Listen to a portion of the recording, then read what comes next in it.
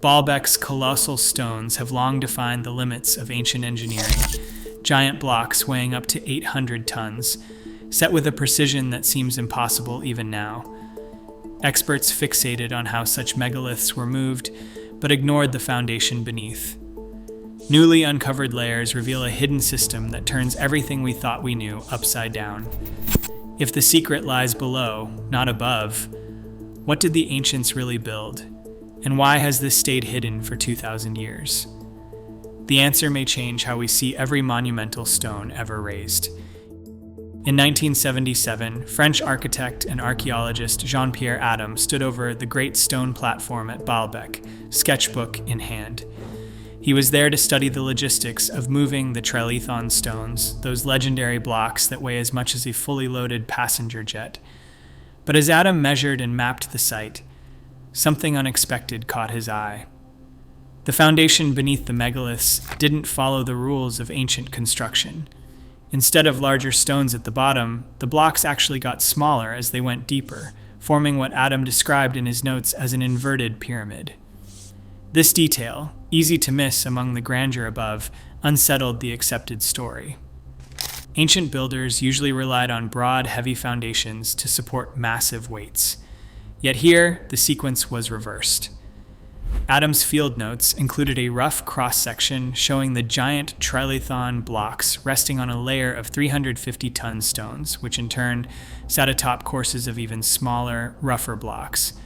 The pattern looked less like a typical platform and more like a layered grid, each level meticulously arranged.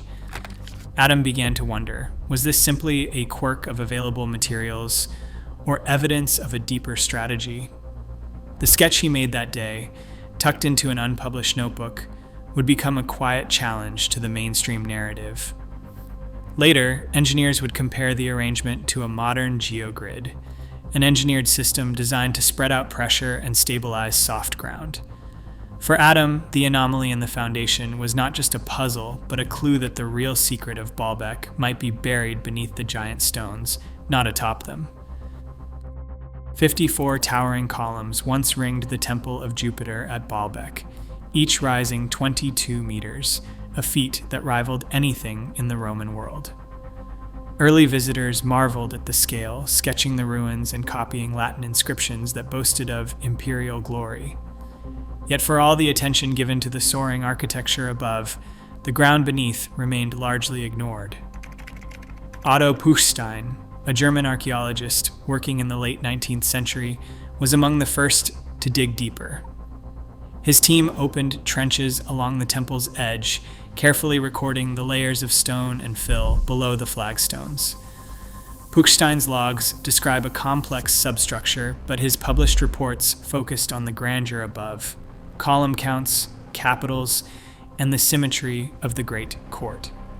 There's no mention of the foundation's peculiar sequence, nor any attempt to explain why stones of such different sizes and finishes were stacked beneath the megaliths. For decades, the prevailing narrative celebrated Roman engineering at the surface. The visible stones, some weighing hundreds of tons, were cataloged, measured, and endlessly debated. Yet the trenches dug by Puchstein and others revealed hints of a different story. Blocks set in patterns that didn't match the temple above, courses that shifted in size and orientation, and gaps filled with rougher masonry. The official inscriptions carved by Roman builders never mention the foundation's complexity. This omission left a blind spot in scholarship, one that persisted even as new technologies and excavation methods arrived. The challenge of explaining how such massive stones could be moved and placed became the focus, while the layered system beneath them remained an afterthought. The real puzzle, how the platform itself was engineered to bear such weight, waited, buried, for a new generation to quantify its mystery. In 2014, a team of engineers and archaeologists returned to Baalbek, this time equipped with ground-penetrating radar and advanced modeling tools.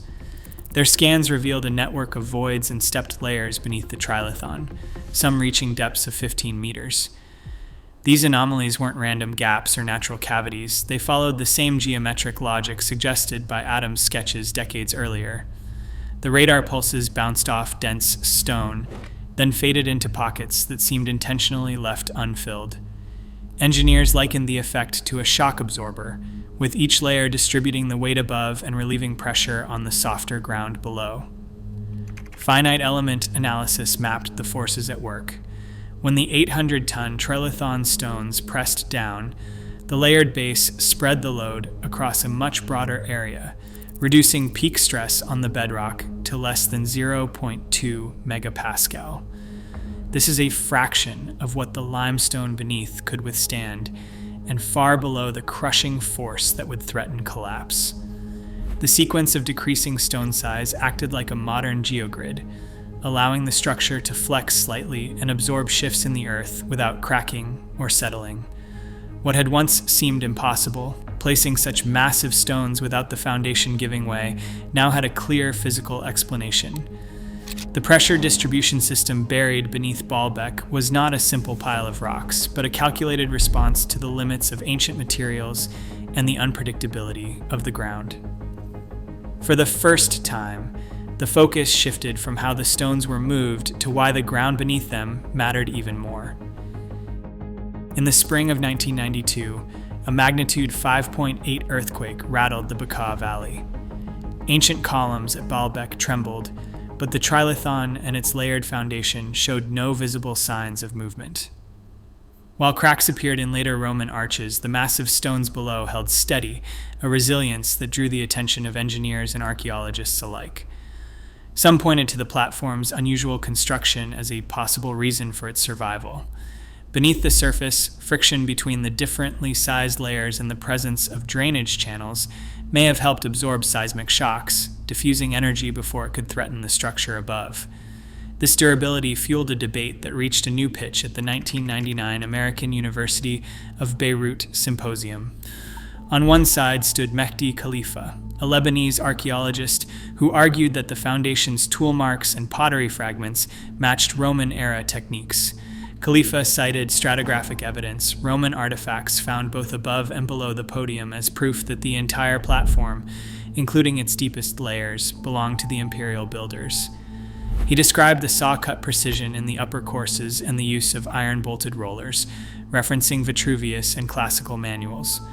Across the table, Graham Hancock pressed a different case. He pointed to the rougher, seemingly older blocks deep in the foundation, arguing their style resembled Cyclopean masonry found in sites predating Rome by centuries. Hancock questioned the absence of Roman blueprints for the lower courses and noted the lack of direct carbon-dated evidence linking the deepest stones to the imperial period. The debate highlighted a deeper mystery. If the Romans inherited a platform engineered to survive earthquakes and support impossible weights, who first conceived its hidden logic, and why does the answer remain so elusive? Baalbek's foundation reveals a level of foresight rarely credited to the ancient world. While most monumental sites relied on sheer mass or brute stacking, the builders here anticipated problems that would only be codified in modern engineering centuries later. Manuals today describe load distribution systems, layered bases that spread pressure and prevent settlement, yet the same logic appears beneath the trilithon. Each course of stone, shrinking in size as it descends, works together to balance forces across unpredictable ground. This is not improvisation, but a calculated blueprint for stability across generations. The builders planned for a structure that would outlast empires and earthquakes, embedding resilience into the very soil. Baalbek stands not just as a relic, but as a living case study in staged construction and long-term thinking, challenging the idea that ancient engineering was limited to what could be seen above ground. Baalbek's hidden layers have started to change how archaeologists look at ancient sites around the world. Instead of focusing only on what rises above ground, more researchers now question what lies beneath, the unseen systems that make such monuments possible. This approach, called systems archaeology, compares not just the stones themselves, but the entire sequence of construction, from foundation to summit. At sites like Stonehenge and the Giza pyramids, new studies examine foundation techniques, soil compaction, and even ancient drainage, looking for signs of long-term planning that go far beyond the visible structures. The story unfolding at Baalbek suggests that the true marvel of ancient engineering might be the careful preparation hidden underground. It asks a simple question with far-reaching consequences. What other secrets have we missed by looking only at the surface? The next breakthrough in understanding the past may come from digging deeper, both literally and in how we think about ancient achievement. Today, Baalbek's foundation remains buried, its full purpose still debated as ground-penetrating surveys lag behind global interest. Each discovery below challenges what we expect from ancient builders and reminds us that what lies unseen often holds the real breakthrough. Some secrets endure because we're still digging for the right questions.